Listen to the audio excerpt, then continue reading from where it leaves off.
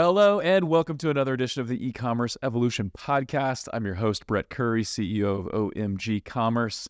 And today we are talking about really just an iconic D2C story, an amazing success story, an amazing brand. Talking to one of the co-founders of Chubbies, and we're going to talk about brand building and how to think about growth and how to think about brand. And I just can't wait to dive in. And so my guest today is Preston Rutherford. He is the co-founder of both Chubbies and Loop Returns. And so, man, Preston, welcome to the show. Thanks for taking the time. And how's it going? Hey, Brett. Good. How are you doing? Nice to meet you. It's going to be good, man. And so I was telling you kind of before we hit record, well, two things. One, you and I met on LinkedIn. So I've been following your posts. I don't know if like some friends of mine commented or shared or whatever. And I'm like, dude, this guy's smart. He's got some fresh takes on brand building and how to think about stuff like ROAS and who you are as a brand and growth and things like that. And then I also met Kyle, one of the other co-founders of Chubbies. About a year ago, we spoke at the same event in Los Angeles, and what a cool guy. And so when I saw you post, I'm like, dude, got to get you on the show, and we got to talk about this. So let's do this first, because I think a lot of people are interested. First of all, what is Chubbies, for those that don't know? And then what's the origin story? Like how did you and your co-founders start this brand? Chubbies is a lifestyle apparel brand. Basically, if you think about what you want to wear on the weekend, it's our job to provide that apparel and that lifestyle. And in terms of how we got it started, it was over a decade ago now. We're friends from college. We had been working for the man for a while, 4 or 5 years, and just thought, nobody wants to do that long term, right? Exactly. And we just weren't a fit for it. And at that time, Shopify was just becoming a thing, a platform that existed. We realized, oh my gosh, it used to be so much harder, more expensive and slower to just be able to sell something online. And some of these tailwinds were making it ridiculously easy. And we also thought there was a product gap in the market. For some reason or another, all of us really liked shorter shorts. 2 of us played soccer. One of us played rugby. Another one of us just spent a lot of time growing up in the Southeast where shorter shorts were more than normal. You were the rugby guy, right? You played rugby? I was the rugby guy, yeah. Nice, man. Like rugby from the time you were a kid. This is a sport that fascinates me. Like I think you could make the case that there may not be a tougher athlete out there than the rugby player, but how did you pick up rugby? A good friend of mine, freshman year in college, he played it in high school. He just asked me to go out for tryouts, and I really loved it. I grew up playing soccer myself. Wasn't good enough to play at Stanford like some of my co-founders, but I liked running around. I liked the team environment, and the culture just seemed awesome. Really fun thing to be a part of. And again, with rugby, as with Chubbies, fun and community were at the core, so it drew me to it. Yeah, no, wait a minute. So now you started playing rugby with a guy who was on the college rugby team, or you just decided I'm going to go out for the college rugby team and you made it? A guy who was already on the team, he knew what he was doing. I had no idea, but he knew that I liked playing sports. I liked running around. Maybe I'm fast, who knows? And he asked me to come out and try out, and I was blessed enough that got on the team. That's insane. And was this at Stanford? Yep. It was at Stanford. So it's a club team, it's not D1, it's not varsity, it's a club team, but a lot of amazing athletes on the team. Yeah, like I've been around club lacrosse teams at the collegiate level. I mean, it's still collegiate sports, man. Like most people don't just decide, yeah, I'll learn the sport as I go. I'll learn at the college level and then I'll go. So anyway, that's super impressive. Hats off to you. Your first experience was at the college level of rugby. Holy cow.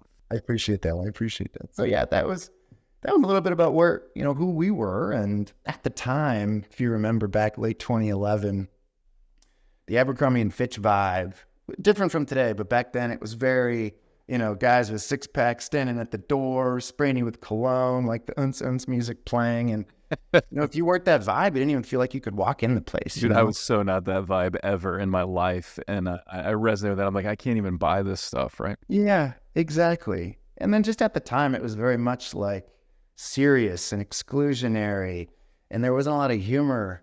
And we just thought, well, let's just flip it on its head. Let's have some fun here.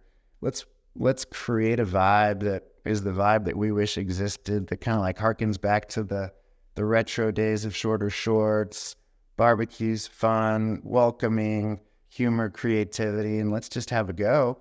And so nights and weekends, while we were doing our normal jobs, we just started trying to make some product. First made it for ourselves, and then just started making it for our friends. And then this was also at the time when the Square card reader came out, where you could actually transact with a credit card in person. So we just put product in our backpacks and went out and would do the weekend thing at the park or at brunch or whatever. And there'd be just a group of us wearing these bright, tiny shorts, and people would either love it or hate it. And we loved that polarity existed. There wasn't apathy. Yes. It was either you love it and you want to be a part of it, or you're just like, this is clearly not for me, and I think these guys are idiots. But that's kind of what you need, with a brand. The worst thing is apathy. The worst thing is I don't really care, right? That polarity means that there's a group out there that they fall in love with it and they want to be associated with it. And so that's perfect. Exactly. It was clear what we were and clear what we weren't. And that was just authentic to us. That was our story. That was who we were. And people would come up to us, the people who liked it. They said, where can I get this? And we said, well, oddly enough, we've got some in our backpacks. So you want to try them on? And then people would just be buying them. And so in-person sales was huge for us because there was such a tight feedback loop, Now it's tougher because you just, you've got this Meta and Google middleman in there. But it was awesome to just have that hands-on direct connection with folks at the beginning. Now, I know the trend, and we're actually just talking about this with some of the guys that work here at OMG. We're talking about how, shorter shorts are the thing. And a couple of guys that work for me are runners, and they love the short shorts, And I am more of a child of the 90s. Like, I played basketball in high school in the late 90s. And, like, that was the era of the giant shorts. I have no idea why this was a thing, but, like, the Fab Five in Michigan, I mean, you look at... Exactly. How did we move? Like, how did we do a crossover between... I was a post player, so I didn't do any crossover between the legs. But how do you do that with the long shorts? I don't know. But were you guys, like, very early on in the short trend? Do you feel like you kind of helped that trend? Or were you kind of riding the wave? Oh, my gosh. We were early, super early. We looked like idiots for the first number of years in terms of what we were doing. Because the vibe was the cargo shorts with 20 pockets. Shorts. The tight, Ed Hardy shirts. That was the vibe. And so, yeah, we were not riding tailwinds at that time.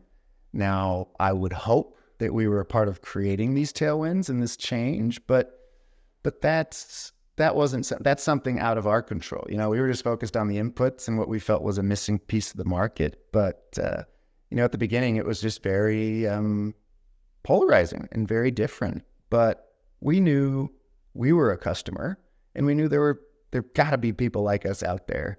And it wasn't like a top-down sort of like, men's fashion, TAM, and then men's bottoms. Because if you did that analysis, you wouldn't have started Chubbies.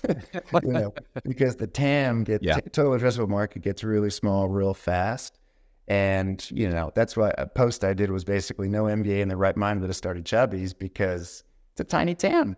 And people generally want to attack massive TAMs, but, we didn't care. It was just, let's make a product for ourselves and let's just see what happens. So I want to skip ahead to kind of the ending, because I think a lot of people don't know this. And then we're going to get into lessons learned. And I've got some great topics, again, kind of inspired by your writings.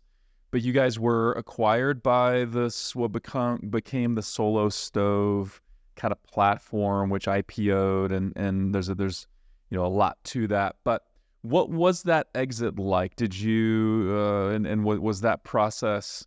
Were you involved in that process? Did you leave the company prior to that, or what was that like? It was a whirlwind. I mean, first of all, a huge blessing that anything like that even happened. You had to go from selling, in parks in, around your college campus or whatever, to company that had an IPO. Like, that's just wild. It's just crazy. But yeah, I mean, it was wild and a crazy process. And yeah, you're exactly right. It was a bit of a roll up. So it was the Solo Stove brand and then two other brands. And then, very quickly after the acquisition went public, which was its own crazy whirlwind, so many learnings and things like that. But yes, so that was, gosh, about a decade after starting the business. So my takeaway is these things take time, consumer brand building takes time. And our hope is that this is just the beginning, right? That this is a multi-generational thing, like, a brand that transcends. And that's the hope. So we view it as sort of like the quote unquote Jeff Bezos quote of day one. And it's amazing to see that the brand continues to grow. The resonance continues to strengthen. I was just in Dick's Sporting Goods last week looking for a golf club, and I saw this massive Chubbies set up there. And I almost started crying because it was just amazing to see that something like that could happen after, again, just walking around San Francisco, selling one short at a time to people who would just walk up to us. Were you tempted, like people walking through the aisles of Dick's Sporting Goods, like, hey, I'm one of the founders of that? Well, my wife does that. I'm so embarrassed to do that kind of stuff. But my wife does that sometimes. Then I get really red and blushing and kind of look down. But no, it's such a amazing thing to just see, like all the UGC, for instance, like thousands and thousands of things that have been created by just people living their life, having fun, kind of reflecting back at us what we hope to put out into the world. And it's things like that, gosh, just kind of floor you and fill you with humility. It really just kind of shows you, gosh, left a little bit of a positive mark on this world. And what a joy to be a part of that. And yeah, I think like most overnight success stories, quote unquote, this was about 10 years in the making and lots of blood, sweat, and tears along the way, that eventually led to that roll up and that IPO, which is amazing. So let's dive into a few things. I want to kind of unpack several lessons you guys learned along the way. And one of those is, I think we learn a lot from failures or missteps. So what are some of your favorite lessons learned at Chubbies from what you guys got wrong?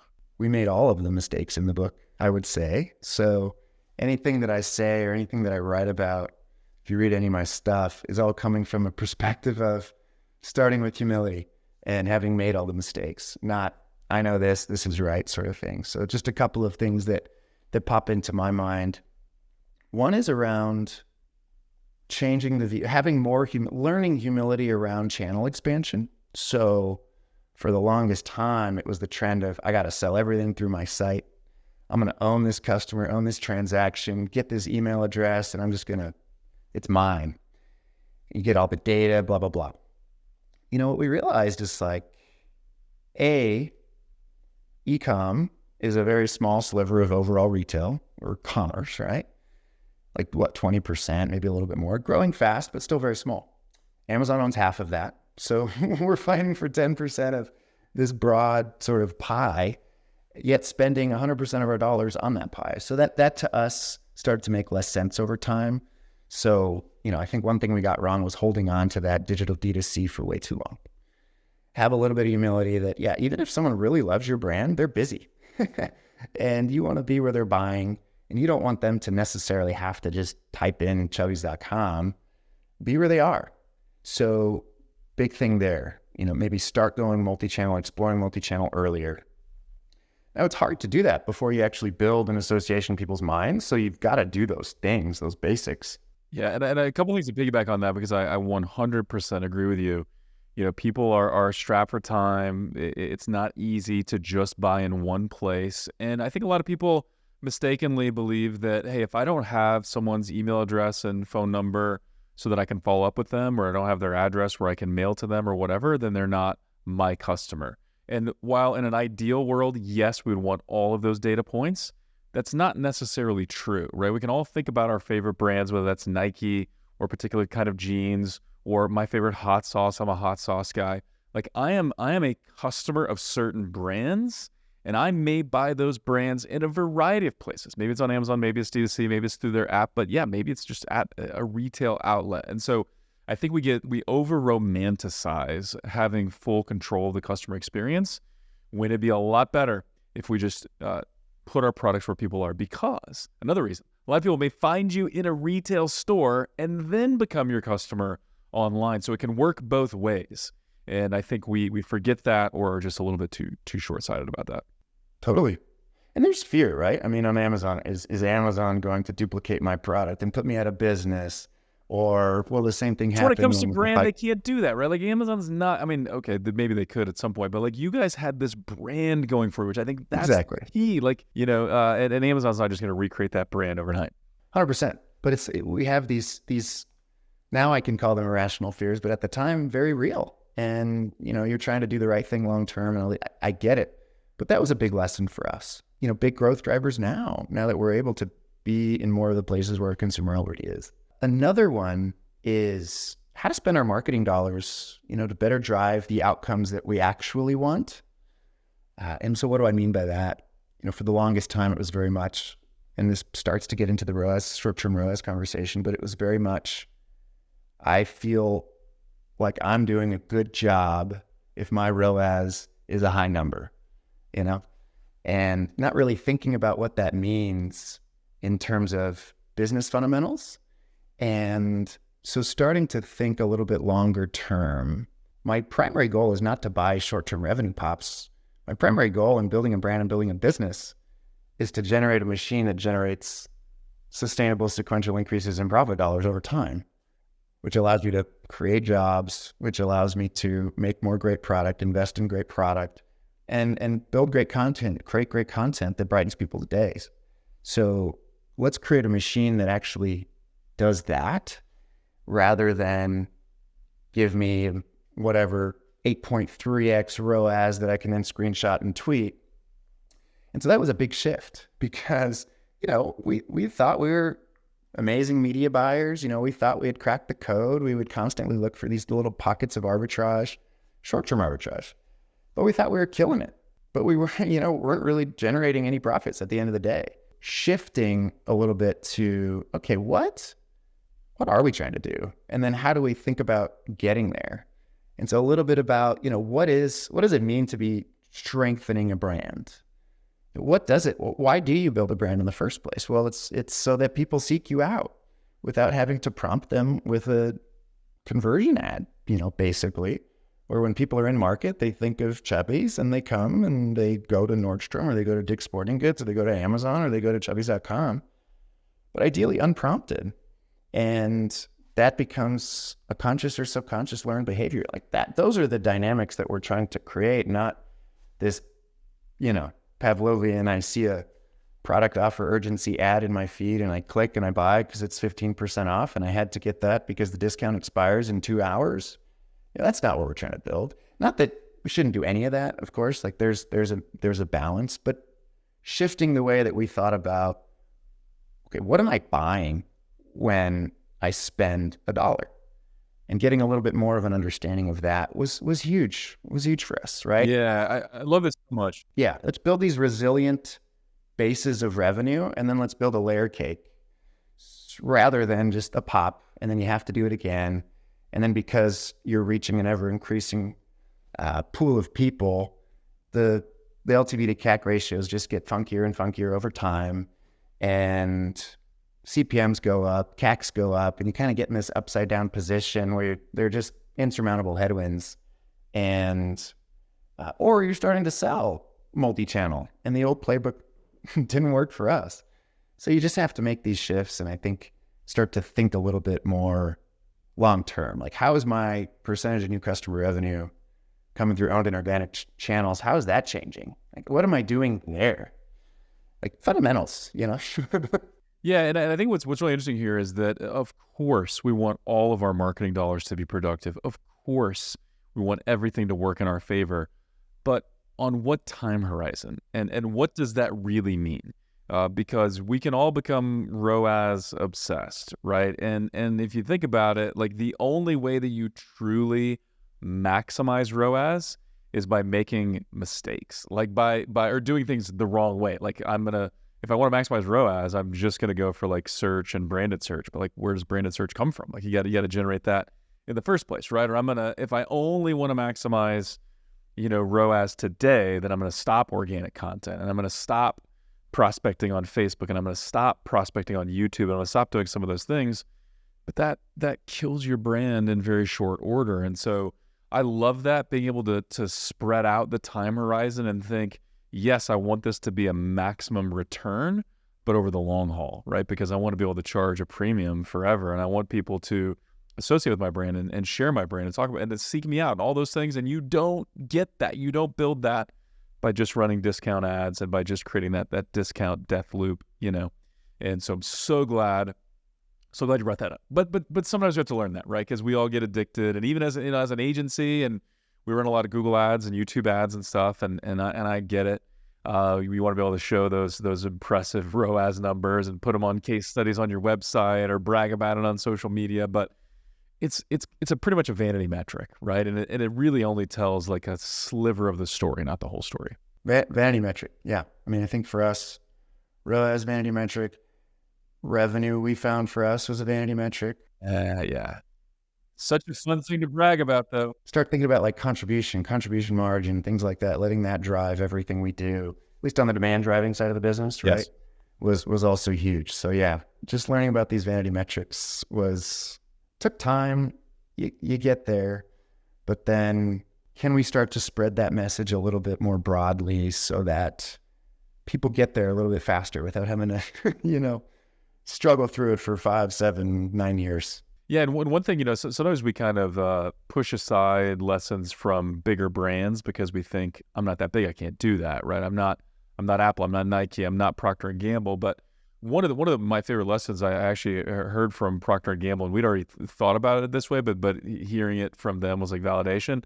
That one of the key success drivers they look for in ad campaigns, what they're doing is, does this lead to branded search? Does this lead to branded search? If it does, then it's probably working. So if we're running a TV campaign, it's maybe hard to measure exactly, but is it driving branded search, or these other campaigns driving branded search like that? That is a huge component of brand building, and that's kind of a shift in mindset that gets you to think long-term, and that's where the big profits are, is long-term. I do want to double click on something since you brought it up, and we'll kind of talk about this for a minute, and then I want to hear some lessons from some of the wins and some of the stuff you guys got right.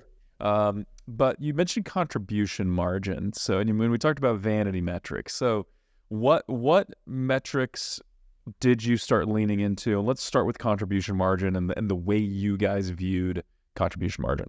You could, as you know, get a really nice ROAS, but what's happening is you're selling shorts that are 15% off. You're still spending the same amount as you were when your shorts were full price. It looks like your ROAS is going up, or you're just driving a bunch of conversions, and ultimately the dollars that are flowing through your P&L are dramatically reduced. And so then at the end of the month or at the end of the quarter, you look back and you're like, I thought I was killing it. And then you realize, wow, I generated no cash from this. So then we started to think, okay, gosh, what really matters here? And then how do we look at things on an apples to apples basis? Because then it allows you to compare to things like wholesale and things like that. And it starts to incorporate things like the amount of dollars you're spending and the discounts that you're running. And so for us, just that change, and then ideally trying to, and I know Bennett, True Classic, talks a lot about this, of daily contribution, right? It's one thing to get a number from finance at the end of the month once you've trued everything up, but that's far less actionable on a day-to-day because we're making these decisions on a daily basis, like budget allocation, channel tactic, creative decisions. We need this daily feedback loop. So yeah, very much like getting away from revenue, because revenue can be tricky.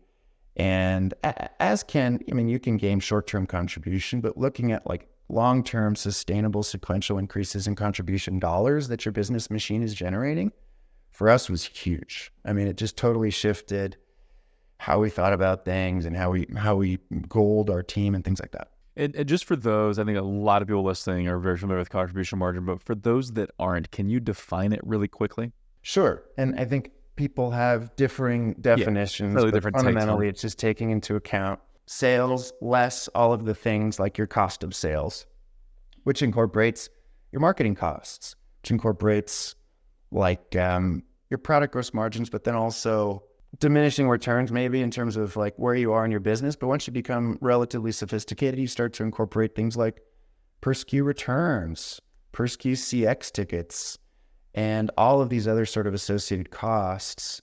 getting down to incorporating like shipping, right? One little aside here, we started doing, one of the things you want to do right is drive basket size, drive your AOV. We didn't have $200 shorts, but we could do bundles, right? And I think a lot of us have tried bundles. The thing about bundles is that you hit a shipping size threshold where you might go from, an average of $5 to ship a package to 10. And you didn't take that into account because you didn't know you hit that threshold. Maybe you scale shipping costs linearly and you're like, wow, this is way off.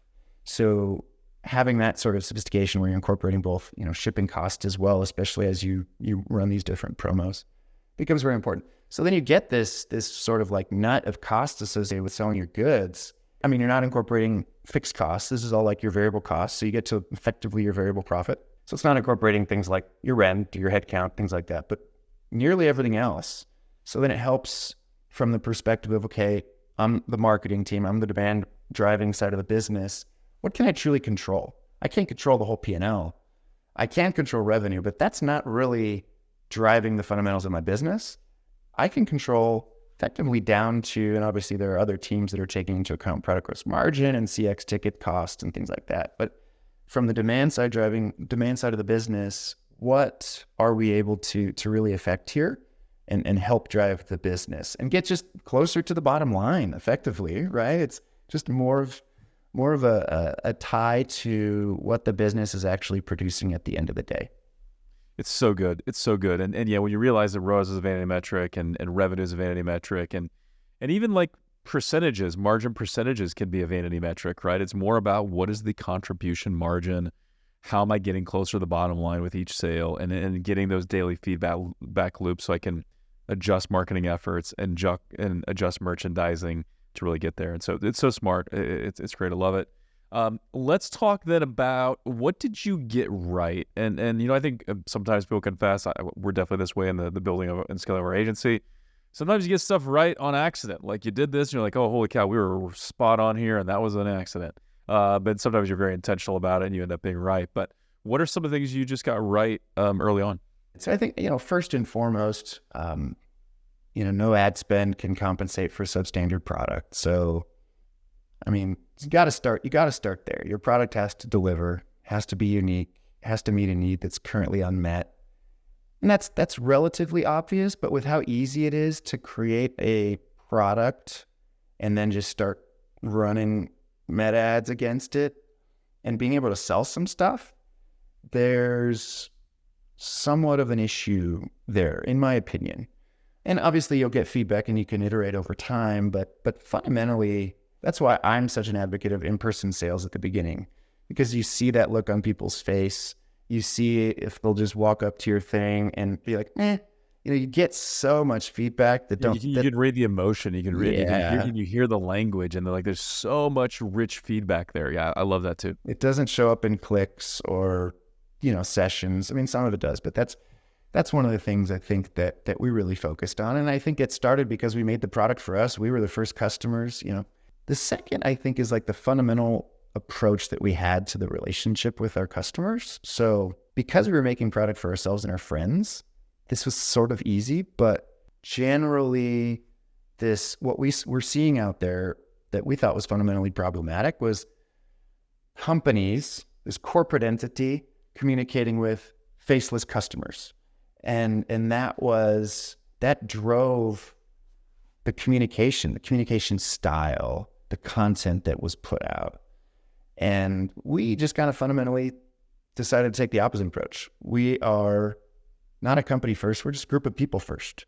And we're developing friendships with other people. And that's it.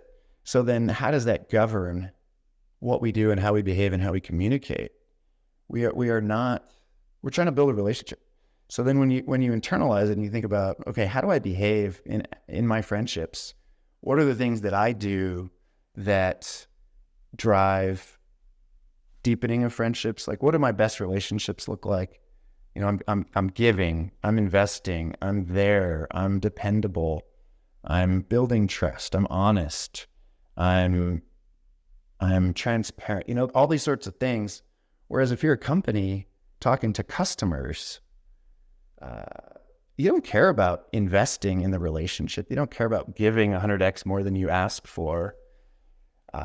So you can just feel good just throwing an ad in someone's feed that's like, yeah, buy this right now. I don't care who you are. And not that we never put ads in front of people that we're telling them about our product, but it was just fundamentally different approach. And it just guided everything that we did. And it really kind of permeated the culture of the org. So I think that was something that really helped, because it really helped in building a community. You know, people felt like they were in it with us. They were building it with us. And they felt like they knew us, because they did. You know, they really did. And that, I think, led to a level of, you know, closeness and loyalty and trust that you just can't really manufacture if you're doing it another way. Yeah, it's the stuff you can't hack, right? You can't shortcut. You can't get there in sneaky ways, right? It just takes time, and you just got to do it the right way. Yeah, absolutely. I want to talk a little bit now about content creation, and we'll talk ads and organic. We can talk about both, of course. I'm going to quote a post you made on LinkedIn recently, because I thought this was great. You said there, hey, there's 3 parts. There's a 3-part playbook for infinite video success. Part 1, rollerblades. Part 2, Nerf footballs. And part 3, my favorite, mullets, right? And so this tied into like a specific piece of content you guys created, but it was so great. It was so fun. It was so funny. But my question is, you know, how do you create content that is on brand, but still impactful, where people want to watch it and want to share it, want to comment on it? You guys did that so well. You do that so well at Chubbies. So what's your approach? Talk about your approach there. Yeah, I mean, appreciate it. So yeah, obviously that was me being somewhat facetious, but for us, what we learned is, and it'll be different for everyone's brand, but it's about an approach. So the only formula we really have is making sure we have a tight feedback loop where the learning can take place. And that's all that matters. And I think that's the thing that's universally applicable. And so that's relatively obvious. So then what does that mean? It's having that deep process in place. So like, what is the quantifiable goal you're trying to achieve? You mentioned one metric that is branded search, or you could even like take it a step further and talk about like engaged sessions from branded search, right? Because there's a lot of like hits and bounces, right? So, absolutely, you know, what is getting to like 2-page views or collection view or whatever it might be, however you want to define that. But there's a quality there that we found matters. But what is that quantifiable goal? What are you driving for as it relates to brand video content? And it's not that it necessarily cannot have any kind of a CTA or anything like that, but for us, we found that it wasn't necessarily short-term revenue that was the way that we would measure the success of this stuff. But have that quantifiable metric, and then use your gut to come up with 2 or 3 different ideas, and then just start the learning process. But you have to know what you're going for. And once you have that, you can start the beautiful process of looking at the data, coupling it with your intuition, and doubling down on what's working, doing less of what's not working, and just build that machine. And it doesn't cost a lot of money. I mean, you probably saw some of our videos. Production value was effectively one of the things we found was that production value was inversely related to success of the video. So it was just very much like, let's make something that's authentic and that resonates. And that allowed us to have the fast feedback loop where you didn't have to pay up front, $50K to just get one idea to explore. You had the ability to explore a lot of ideas very quickly so that the feedback loop could happen. So I think that was the key for us, is just having a feedback loop. And you got to have that dependent variable that you're optimizing for. And it has to be very clear. Everyone has to know what it is. And then you got to have a method for, to the best you can, connecting what you did to that metric. And that's it. For us, it was rollerblades, Nerf footballs, and mullets. For you, it's going to be something else. That is not going to be universally applicable. Maybe that's the formula. Who knows? Mullets could work anywhere, probably. So let's talk a little bit about, you were saying that, or maybe we talked about this before we record, but your brand statement, like what you focused on, what drove and inspired everything you did was Chubbies equals weekend. Now, was that something that was just kind of baked in and part of who you were when you started, or did you have that crystalline focus in the beginning, or did that kind of evolve over time? Talk about how you got to that Chubbies equals weekend, and then how did that impact everything you did? The way we thought about it was that the core is fixed, and then around the edges or the narrative evolves over time. And we didn't necessarily know that at the beginning, but the notion of weekend, the way we kind of summed it up was that Friday at 5 feeling was there from the beginning. You know, we graduated college in 2008, global recession, very stressful. It was hard to get a job. The worst time possible to graduate college. Yeah. I mean, it was a time. And so there was all this stress, you know, around work and getting a job and holding on to your job and, you know, feeling nervous about whatever, that whole thing. And so for us, it was just kind of like, man, that's rough. And what can we do there? You know, how can we contribute on that front? And it's that moment where, you know, you leave the cubicle, you change into your weekend where you relax. Friday at 5, that's the trigger. That's the switch. That's when things turn on. And we just wanted to capture that feeling. And that was the kickoff for the weekend. That was the time when you were making memories with your friends, when you felt in control of your time, and where you just kind of felt free. And so it was that feeling of freedom that was associated with Friday at 5, with the weekend, and all of these things that were the story that we wanted to tell. And then that just very nicely tied into a lot of the, you know, charitable things or the cause things that we decided to associate with around mental health. And because this stuff matters, it's all a consistent story, because ultimately that's what we were trying to is help us have a different approach to life and stress and our work and what's important.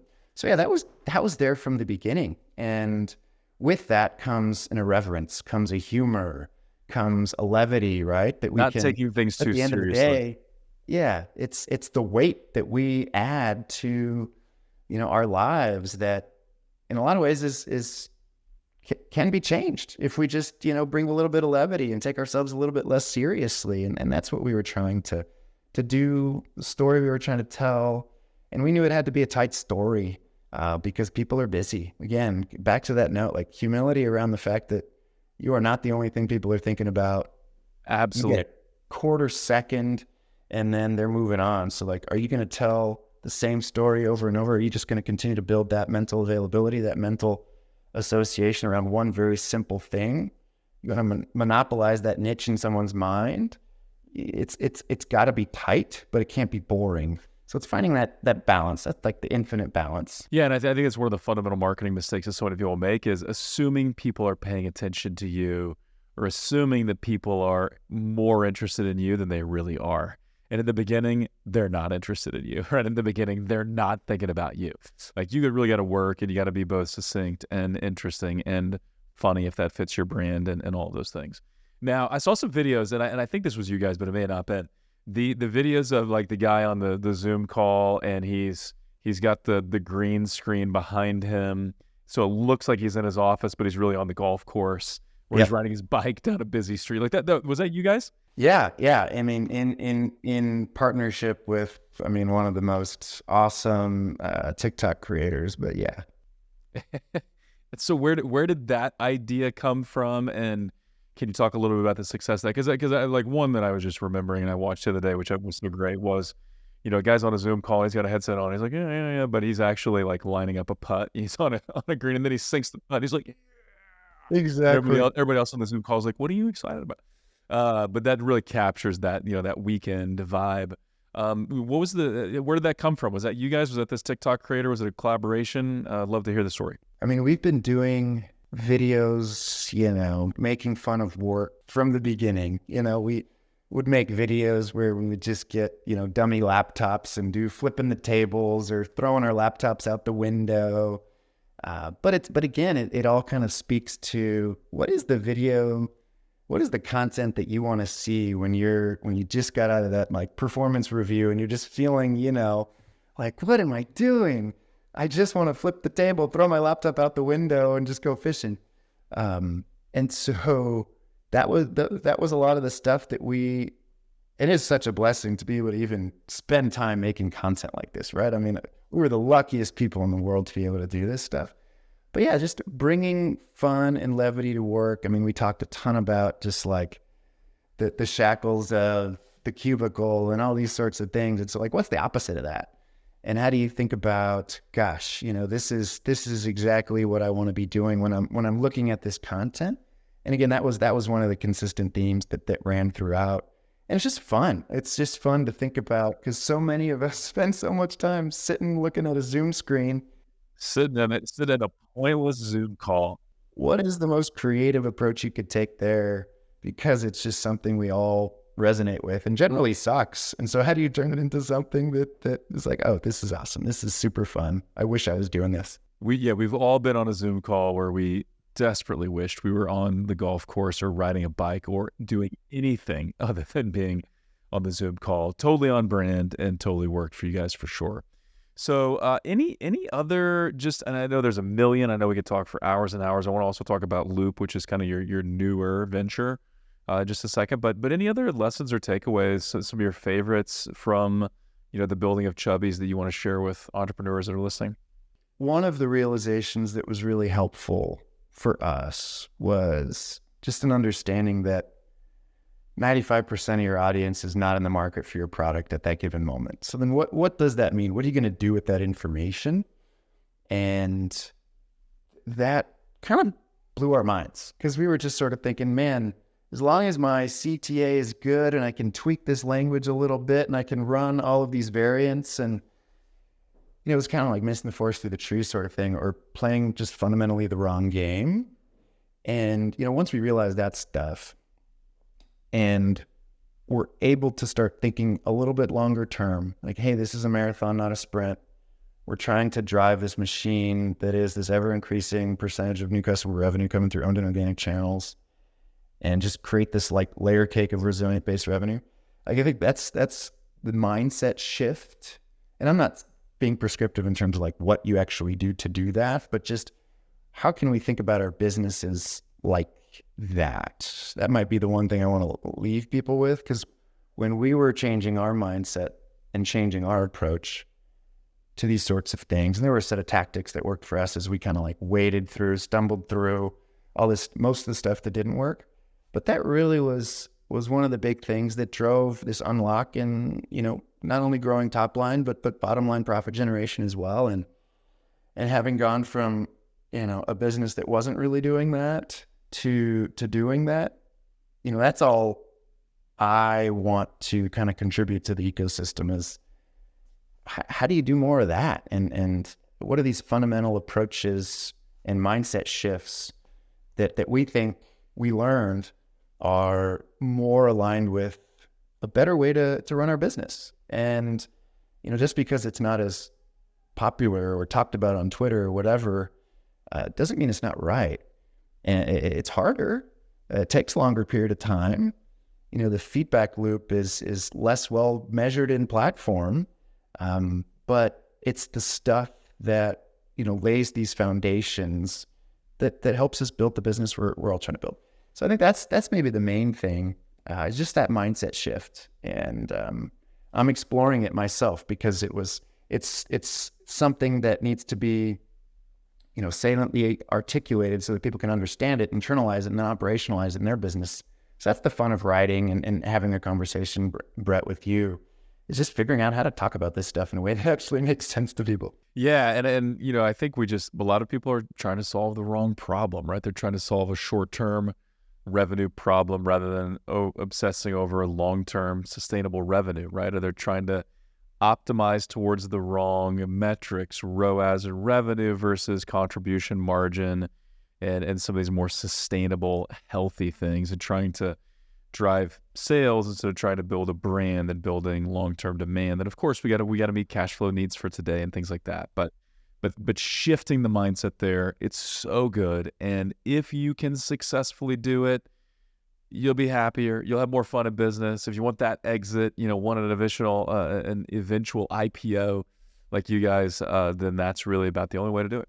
And so really enjoy that. That's awesome. Love it. Let's talk a little bit about Loop Returns. That's a newer venture. So what's the idea behind that, and what is Loop Returns? Yeah. I mean, this was something that we built for ourselves while at Chubbies, oddly enough. Noticing And we a had theme no here, right? idea. Building for ourselves first, which is a brilliant way to start a business. Well, thanks. And what can really, I mean, what it has turned into is absolutely fantastic. Jonathan Poma and the team, amazing in building this thing into a great, great company, growing very quickly, and really helping the Shopify ecosystem, and then more broadly, non-Shopify ecosystems, really provide much better customer experiences around this truly bottom of funnel, these experiences that used to be really bad. So I mean, we had a habit of just building software tools, software experiences that solved our problems internally. I mean, if you remember, I don't remember exactly when it was. It's 2015, 2016. The returns and exchanges process was rough. It was so rough that that's why a lot of people didn't buy online, and apparel being the most challenging. Really good shot. This isn't going to fit, right? And that would just deter. It was so painful to deter people from purchasing. Totally. Emailing in, say I want to do a return, email back, say send me a photo so I understand you didn't violate the return policy. They send the photo, then you check the policy, then you send back a manual PDF of a shipping label, just so broken. And then the realization that so many returns could have been exchanges, and just the material difference that can have on your P&L if you're converting a return into an exchange. It just sort of seemed obvious to us that there had to be a better solution. So we built it for ourselves. And then other brands came to us saying, we want this experience. This is so much better than what we have. And we were just like, I don't even know how to think about this. This was for us. Are we a software business? Are we not? So we stumbled into it, and it seemed like it was solving a need that wasn't unaddressed elsewhere, which is kind of like what happened with Chubbies, just in a different context. And so, yeah, I mean, put together, spun up a new entity, put a team in place, and they have gone and built an amazing business. It is awesome to see. So proud of the team. And I think a lot of customers are having much better experiences with a ton of brands, thousands of brands because of this. And that's, humbling and awe-inspiring to be a part of in some small way. So making returns less painful for both shopper and merchant. Such a needed thing. Where can people learn more about Loop Returns? LoopReturns.com.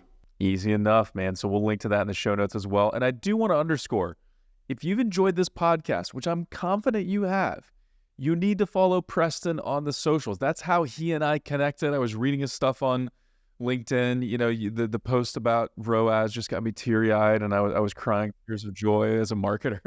But your content is really, really good, man. So where all can people follow you? I know I saw you on LinkedIn, but where else are you posting regularly, if anywhere else? LinkedIn's the place, man. That's where I'm trying to do it and spend time and invest and try to get better at it. So just search Preston Rutherford on LinkedIn.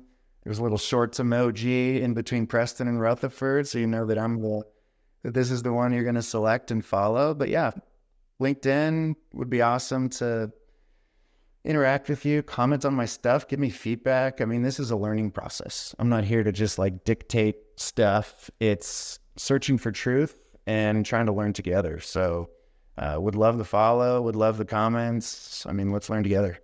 Yep. And your teaching style, the style of your posts, the style of your education is very, very Chubby-esque, right? It fits the mode and the ethos of Chubbies, which is fantastic. And I really like to hear where you said you're focused on LinkedIn. That's what I'm doing as well, because I kind of for a little while I was like, I'm going to try posting on Twitter, and I'm going to on Instagram and all these things, and TikTok, which I'm never on TikTok as a user, but I was like, this is ridiculous. I like LinkedIn. That's where I'm going to connect with other brand owners and stuff. So I'm just going to go kind of all in, quote unquote, on that. And then I may add stuff later, but I think there's a lot of wisdom in that. So Preston, this has been an absolute joy, an absolute blast. We'll have to do it again sometime. Thank you so much. Would love it, Brett. Thank you. So grateful to do this with you. It was really fun. super fun conversation. And yeah, I'd love to do this again sometime. Awesome. Keep up the good work on that content, and I will keep reading and sharing, and I know other people will as well. Appreciate it, man. Thank you. And as always, thank you for tuning into the show. We'd love to hear from you. What would you like to hear more of on the show? If you like this episode, share it with somebody that you know will enjoy it. And if anyone is thinking about being an entrepreneur, or they run a D2C brand, or they're a marketer, they're going to love this show with Preston Rutherford. So please share that.